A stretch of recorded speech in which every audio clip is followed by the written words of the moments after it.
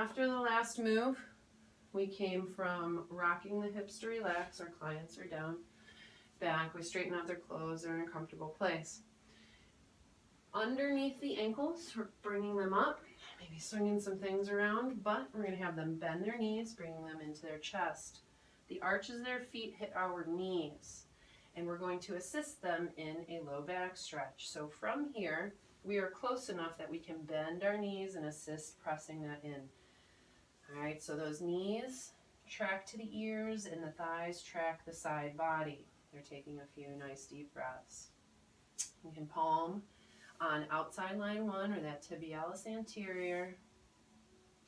Great. So left leg is straight first. I'm crossing the right ankle over the upper part of the knee bone there.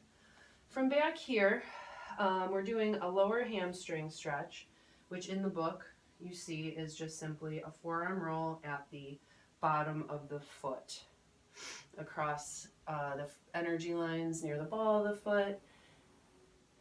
You can massage the foot, massage the toes, whatever's available there.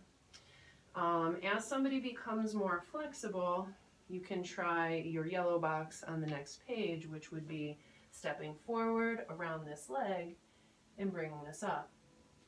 As that makes more sense to you, go ahead and try it. But coming down low, the upper hamstring stretch, we stay close. We hold these toes and feet, and as we lift up, pressing in, we also bring this leg back. So it's kind of the same as that last stretch. Okay, and then from there, we, in a lunge, are in position.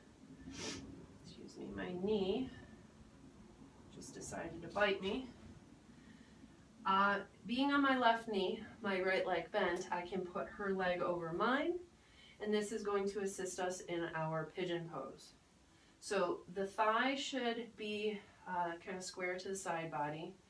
If they're really open and flexible, we want to bring them closer to that diagonal there, like thigh bone, knee should be pointed towards the shoulder. Some people are really flexible in this kind of way where the knee comes to the midline, really tight, flexible, whichever way you want to say it, but we're going to be bringing that knee more to the outside then. So, but with that, we're going to try to palm open the outside of the leg, whether or not you have to hold the lower leg and just palm the thigh,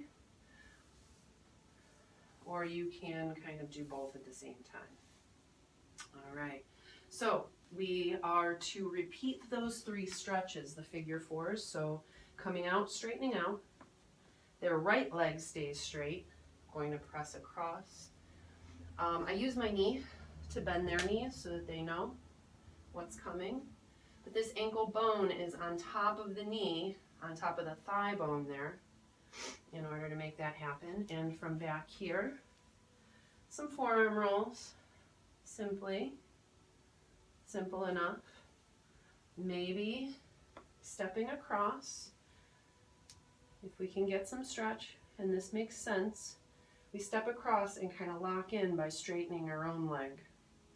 And their hips kind of move a little tight there, so our leg doesn't come up as straight.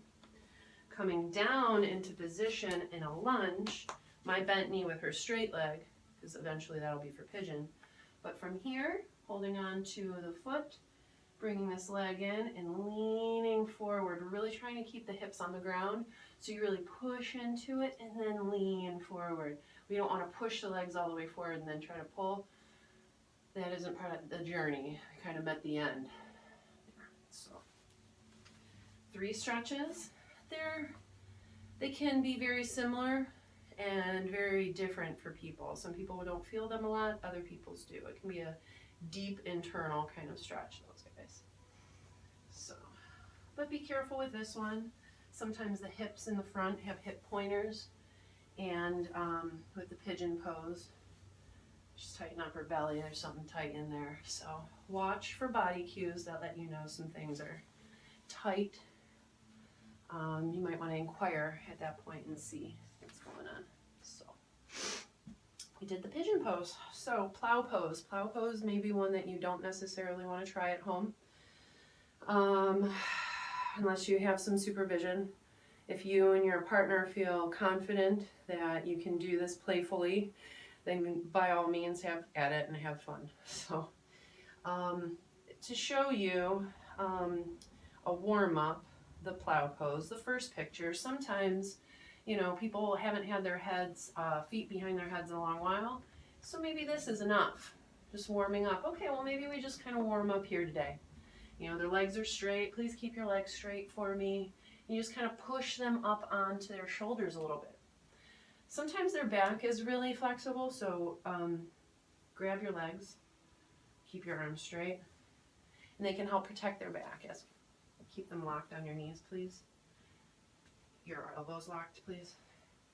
And with that, elbows locked and their hands solid on their thighs, she's starting to rock up onto her shoulders some. You can go ahead and take your arms down to the sides. Now a full plow pose. Being very descriptive, no pillows underneath the client's head, their arms are just out to the side a little bit. I'm going to have to step to her side, hip, foot at hip. My upper foot is near her head. First time our foot's near their head.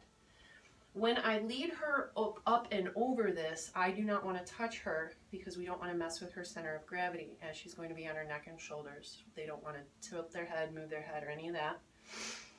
To keep that safe and protected. Yeah, we just kind of assist this lifting up and over, but we really need to make sure that we're keeping it on the midline, that we're not over to the side, because that is questionable. The second that you're over the midline, not paying attention to that, they have to tighten up their core, engage it, and it's not comfortable. So the test at the first lets you know whether or not you're going to continue to try this one. If they're too heavy to lift, then maybe wait until you have good instruction. So from here, I'm going to test, actually with the right to the left hand, I took her heels.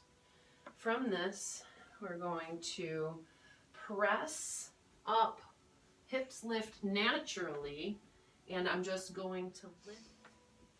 I'm just going to splice it up, over, assisting. So we're assisting, we're just simply lifting, her legs are straight. If the client's legs can't be straight, they can bend their knees and soften. No big deal. Anything is good. Take a few breaths, and we're slowly rolling out. Totally fine. So I'm going to pull here, give a little traction, let things open and relax. And then we're going to be headed towards butterfly pose. So I'm coming up through the middle. I'm like, hey, you know, when was the last time you had your feet behind your head? You know, preparing. You know, you can have conversations and a little bit of laughs about some of these poses, you know, because some people haven't been in them in a while, so, or ever. Bending her knees for her, asking her to bend her knees, I'm going to step up around into her side waist. Take your arms straight up to the side. Directions for the client. My toes need to be right behind the shoulder blades, both sides. It will give me room and range of motion. If I'm too close into the hips, soft tissue will keep us from moving further into this. So up behind the shoulders, her legs come around my hips, and the feet touch. Now I press them down as far as possible.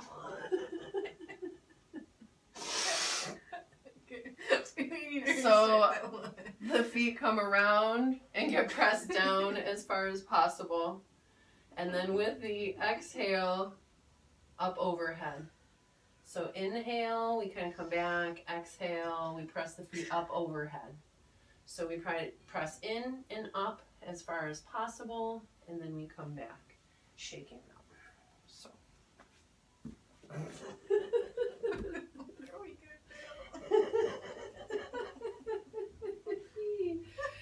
So next, I believe that we're coming up into our double leg pull-ups, and yeah, cross leg pull-ups. So this is going to be a little bit more of a squat and a row for us. Their legs are straight up towards the ceiling, and I have to come in enough that I can support them. So depending on the size of our chest as a practitioner, they may need to widen their feet, and you might have to ask them to hold their legs straight and as wide as the shoulders. I'm coming down and in, hold. We have them hold onto our forearm on top of us there, so that their arms, just like the leg, doesn't give out. And from here, inhale, Exhale, I'm going to stand up and row back, pressing my hips forward. She is in a double leg pull-up, forward fold. So just releasing that back down a little bit. Inhale, exhale, doing that again. Two or three times. I'm going to let her down, let go. We're going to bend the legs cross-legged, crisscross applesauce. Stay close enough that her legs stay bent. Hold on to my arms again, please. Inhale, exhale, I'm lifting. My knees stay bent this time, and then I sink in to create another compression. So letting go a little. Inhale, my legs are straight. Exhale, I'm going to bend and sink in. This leads us to sitting up. I just walk back, and she's already cross-legged. She's sitting.